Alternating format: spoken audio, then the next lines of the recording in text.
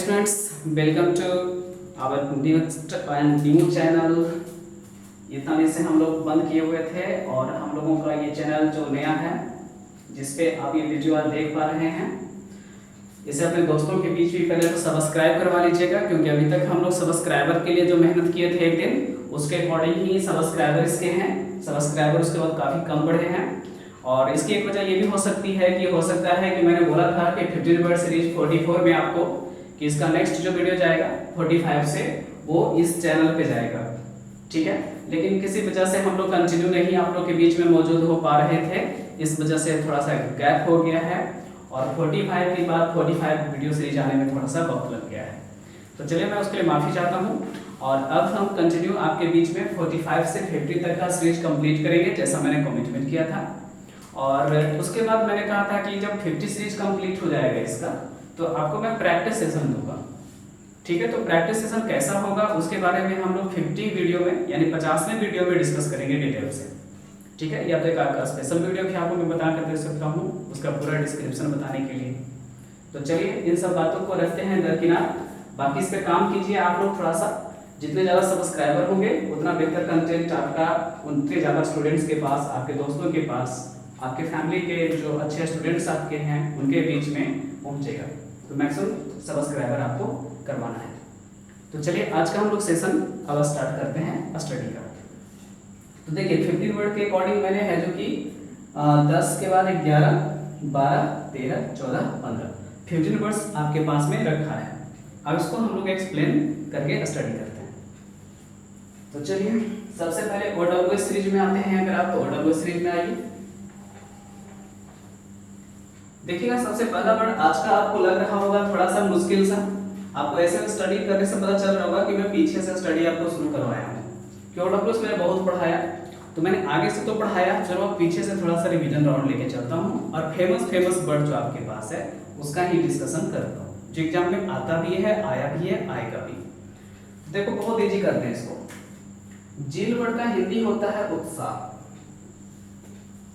अब इसी से बना दिया है तो समझ जाओ कि ये आपका ORY लगाने से नाउन बन गया है और ये कैसा नाउन बन गया है, अवस्थेट नाउन। तो पहले तो कॉम्बिनेशन कैसा है ये कंटिन्यू करते हैं फिर से एक बार हम लोग कि जिलॉटरी वर्ड जो था वो था कहाँ से बना हुआ, ZEAL से, जिसका हिंदी क्या होता है, एक्साइटमेंट के सेंस में उत्साह। तो जिलॉटरी का मतलब क्या हो जाएगा, उत्साह। अवस्थेट नाउन में भी हिंदी वही रहेगा, उत्साह। तो चलिए हिंदी को थोड़ा सा डिफाइन में बदलते हैं।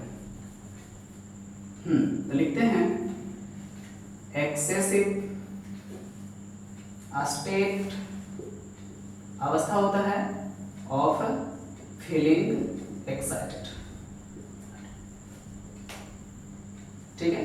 तो क्या हुआ डेफिनेशन, ये आपके पास एग्जाम में आएगा, ये लिखा हुआ कि excessive state of feeling excited मतलब कि ज्यादा एक्साइटेड फील करने की अवस्था को क्या करते हैं, तो जिलॉटरी करते हैं। हिंदी क्या लिखाएगा, उत्साह या अति उत्साह कर सकते हैं।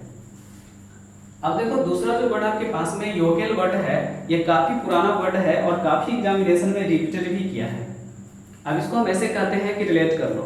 योकेल के बाद तो क्या कर दो, दो को बिंदु दे करके लिख दो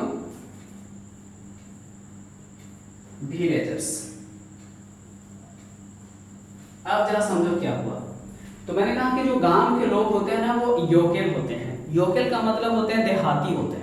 अब ग्रामीण क्षेत्र में रहते हैं तो देहात में रहते हैं ना, तो देहाती ही कहलाएंगे। इसका मतलब ये हुआ कि इनकी संस्कृति वगैरह जो होती है बहुत उन्नत होती है, लेकिन फिर भी शहर के लोग इनको क्या मानते हैं कि इनकी संस्कृति नहीं होती है, ना कोई ड्रेसिंग सेंस होता है, ना बातचीत का शैली बहुत अच्छा होता है, ऐसा लोग सोचते हैं।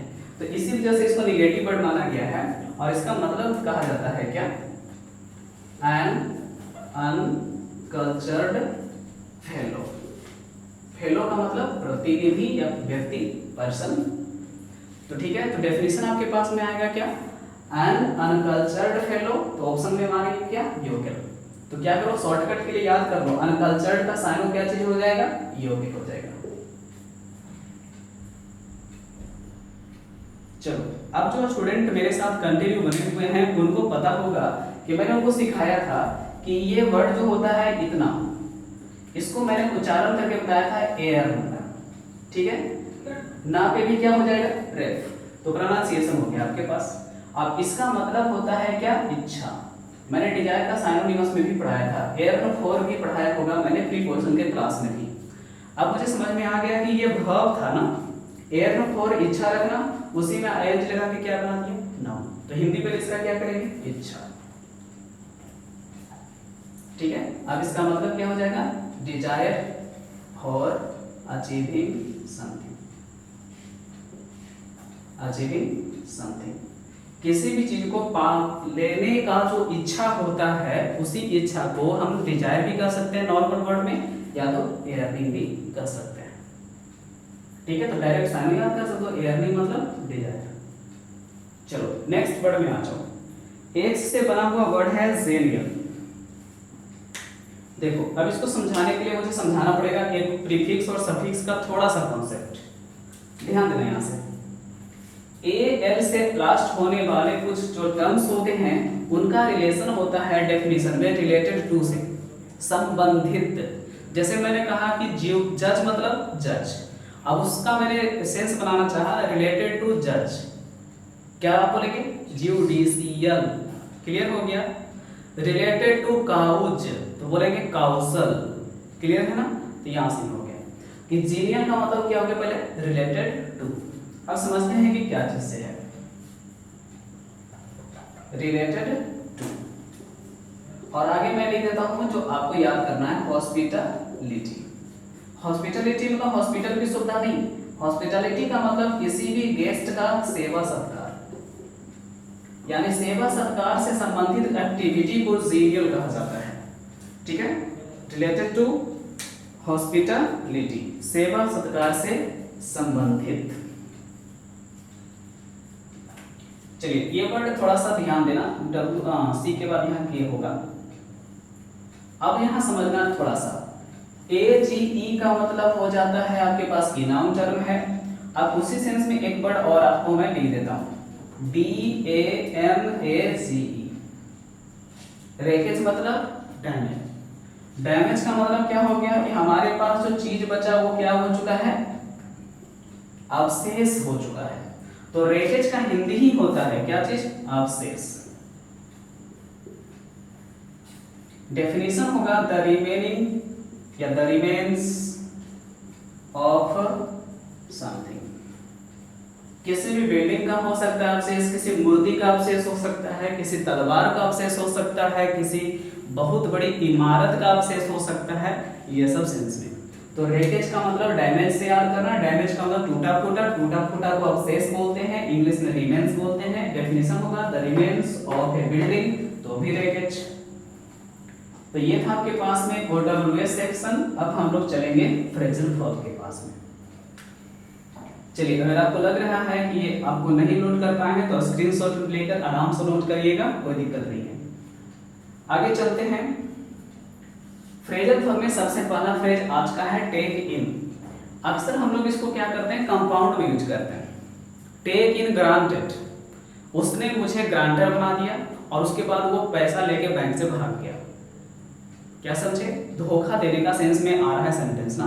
तो टेक इन का मतलब ये होता है क्या करना, धोखे में पड़ना। में का मतलब इन, रिलेट करो, धोखे में पड़ना, यानी कि आप भी ठगे गए, टू बी चीटेड। ठीक है, धोखे में पड़ना मतलब ना कुछ धोखे से मेरा है जो कि क्या ले लिया, तो ग्रांटर का नाम ले लिया मेरा, ठीक है, और बैंक से पैसे लेके वही भाग गया। तो टेक इन का मतलब हो जाता है धोखा खाना, टू बी चीटेड। चलिए थोड़ा सा इसको मैं इरेज कर लेता हूँ थोड़ा थोड़ा, बाकी आप लोग का स्क्रीनशॉट लोगे तो पता चल ही जाएगा। चलिए अब देखिएगा नेक्स्ट में आगे बढ़ते हैं। स्ट्रेस का मतलब आप लोग समझते हैं ना, तनाव, जो इस लॉकडाउन में हम स्टूडेंट के साथ साथ टीचर्स को भी फील करना पड़ा थोड़ा सा। तो आप खुद ही सोचोगे ना कि स्ट्रेस को मैं क्या करना चाहता हूँ, आउट करना चाहता हूँ, या स्ट्रेस आउट हम लोग इसको किस सेंस में यूज कर लेते हैं, नाउन सेंस में। तब क्या होगा, तो स्ट्रेस आउट हो रहा है यानी मेरे चेहरे से क्या झलक रहा है, नर्वसनेस। तनाव आउट हो रहा है यानी तनाव निकल रहा है, तो मेरा चेहरे से तनाव ही ना दिखेगा। इसका मतलब क्या होता है, स्ट्रेस आउट का मतलब हो गया नर्वस होना, यानी टू बी नर्वस। तो स्ट्रेस का मतलब नर्वस से रिलेटेड है। ऐसे डायरेक्ट याद रखो कि स्ट्रेस तनाव होता है तो इसमें वही ऑप्शन टिक करेंगे जिसमें नर्वस का सेंस होगा। चलिए, स्टिक मतलब दो सेंस, एक तो छड़ी कह सकते हैं नाउन सेंस में, दूसरा आप लोगों ने नाम सुना होगा फेविस्टिक, है ना, जो लिपस्टिक जैसा होता है, उसको मूव करिएगा तो निकलेगा और उसके बाद अपना है जो कि लगाइए फोटो वगैरह में और चिपकाइए। वो गम की तरह आपका हाथ वगैरह खराब नहीं करता है, जैसे फेविगम थोड़ा सा हाथ में लग जाता है, चिपचिपा हो जाता है। तो फेविस्टिक से हमें स्टिक का मतलब समझ में आ रहा है।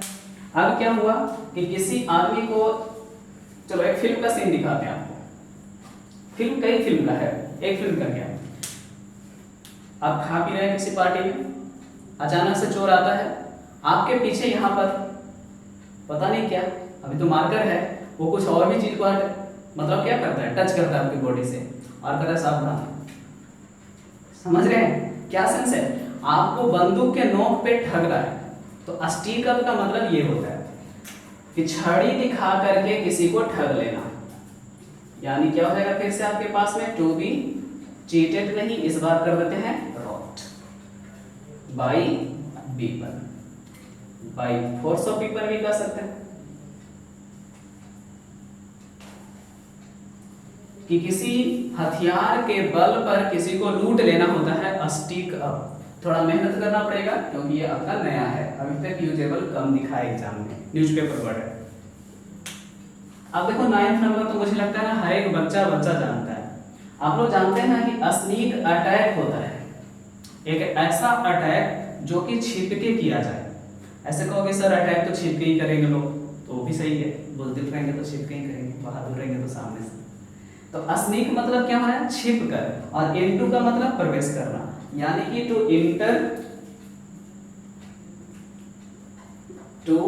Inter by force. ठीक है, अगर हम किसी के घर में बिना न्योता के जबरदस्ती घुस रहे हैं तो हम क्या कर रहे हैं, स्नीकिंग कर रहे हैं। तो स्नीक इनटू का मतलब ही होता है घुसपैठ करना, जबरदस्ती प्रवेश करना। चलिए 10 नंबर आपके पास है यहाँ पे रन ओवर। अक्सर कभी कोई कार जो होती है किसी पर्सन को, किसी एनिमल को, किसी वर्ड को, किसी बच्चे को कुचल कर आगे बढ़ जाती है, तो हम बोलते हैं कि कार उस पर ओवर कर गई, चढ़ गई। ठीक है, तो देहाती भाषा में पढ़ोगे तो आपको याद रहेगा कि रन ओवर का मतलब क्या हो गया, कार चढ़ जाना यानी कुचला जाना।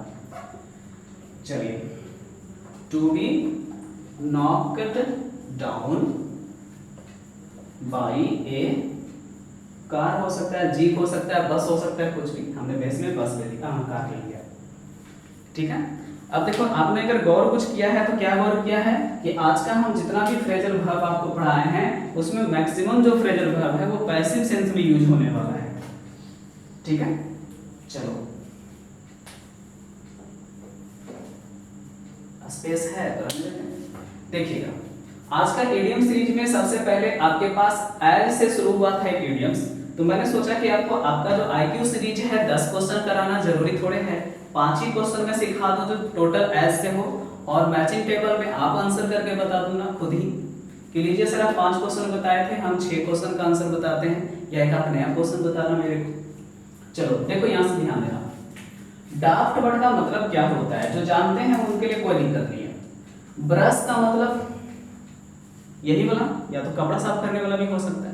जब हम रेगुलर यूज करते हैं तो जो ब्रश होता है वो क्या हो जाता है, भोथरा सा हो जाता है, फिर हमारा दांत जो होता है ना सही से साफ नहीं होने लगता है। तो वही हुआ, एज ड्राफ्ट एज ब्रश, यानी कोई भी आदमी जो किसी ब्रश की तरह भोथरा हो चुका है उसको कहते हैं।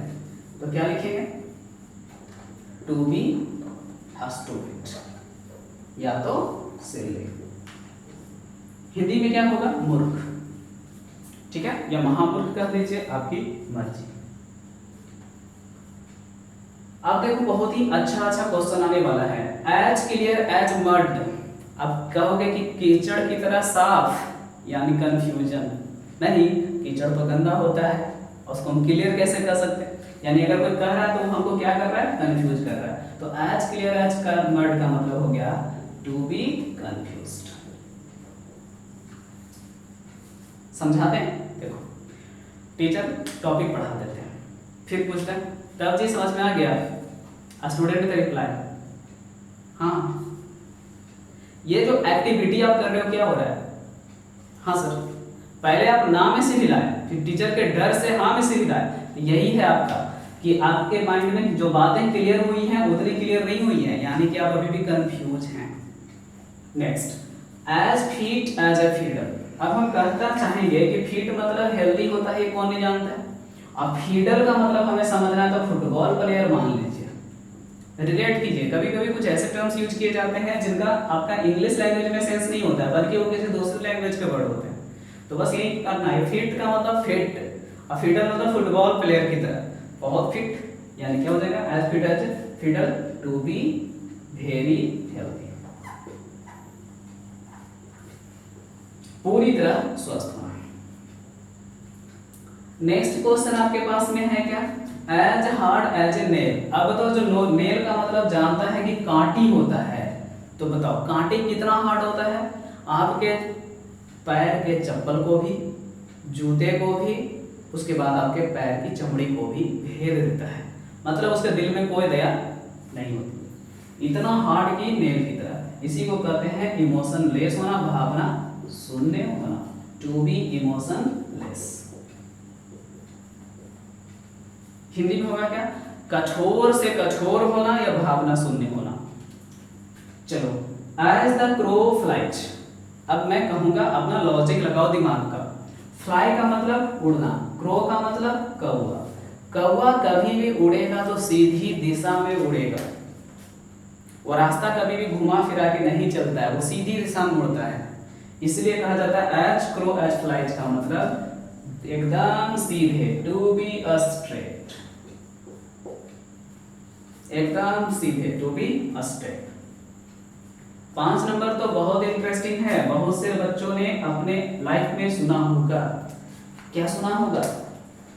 आदमी जब पी लेता है तो हवा में उड़ने लगता है, वही तो है as high as a kite, यानी कि पतंग की तरह उड़ना, यानी क्या चीज में होना? अल्कोहल के प्रभाव में होना। चलिए, to be under influence of alcohol, to be under influence of alcohol, शराब की लत में होना, यानी हवाई उड़ाने भरना। चलिए, हो गया।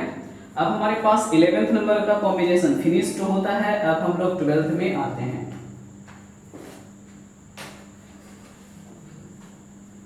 देखिएगा, ध्यान देना, कई बार हम लोग लेफ्ट वर्ड का हिंदी समझते हैं कि छोड़ा हुआ, नहीं, लेफ्ट ओवर, खाने के बाद जो छोटा थोड़ा बहुत मिर्ची चरपत्ता छूट जाता है तो लेफ्ट ओवर होता है ना, छूटा हुआ।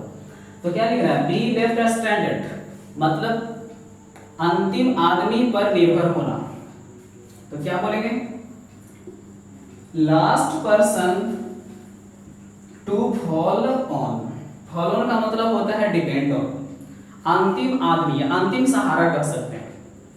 तो लेफ्ट स्टैंडर्ड का मतलब हो गया last person to fall on.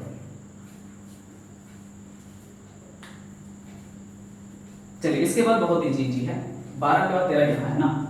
देखो, कैरी का मतलब ढोना, कैन का मतलब मान लेते हैं सपना का सेंस है। सपना का मतलब क्या सेंस हुआ? Capacity related. तो जो भी काम आपको दिया गया है आप उसे कैरी करते हैं, यानी कि आप रिस्पॉन्सिबिलिटी को बढ़िया से पूरा करते हैं। तो कैरी द कैन, जिम्मेदारी उठाना। क्या उठाना? जिम्मेदारी उठाना, टेक रिस्पॉन्सिबिलिटी। चलिए, अब बताओ, फीट मतलब पैर, कौन नहीं जानता है। अब हमें समझना है कि क्वेश्चन में क्या चीज का सेंस है? क्ले का। क्ले का मतलब होता है गिलेवा। गिलेवा नहीं समझते हैं? मिट्टी को जब हम लोग पानी डाल देते हैं और उसको पूरा गीला कर देते हैं, कीचड़ से थोड़ा कम गीला, समझ रहे हैं, तो उसको गिलेवा कहते हैं। अगर आपका पैर उस मिट्टी में, बालू में, गोबर में पड़ गया तो आप क्या में पड़ गए? गलती में। और क्या? गलत रास्ता चुन लिए, गलत जगह चुन लिए, यही होता है। तो have a feet of clay का मतलब गलती में पकड़ाना। चलिए, टू बी फाउंड गिल्टी, ठीक है, गलती में पकड़ाना या गलत काम करते हुए पकड़ा जाना। इन द रेड का मतलब तो अभी चल रहा है वर्तमान में शिक्षा व्यवस्था पूरी तरह से खतरे में। तो इन द रेड का मतलब क्या हो गया, खतरे में, इन फाइनेंशियल डेंजर, ठीक है, खतरे में।